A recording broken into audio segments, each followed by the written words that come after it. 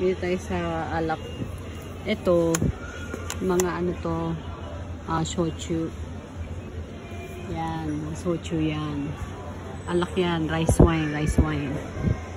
Tapos ito may malaki, legend. Wow! Pag isang barangay to. Iinom yan.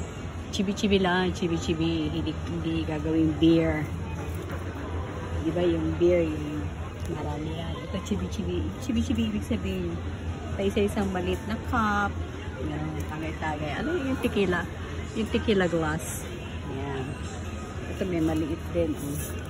Merong anghang, karakuchi. Yan. Tapos ito naman yung mga alak ng mga lolo na mga pasaway na nagpapadoktor. Pero inom pa rin ang inom. Kasi yan lang kanilang outlet. Nagpatanggal ng stress. Ito naman alak. Ano to? Pwede mo iinit siya. Meron kasi nalagyan dito yung Japanese na ano. Na pwedeng sa oven. Iinit mo sa oven. Pwede. Yan. Ito naman, liqueur. Para sa mga margarita. Ito naman beer. Beer.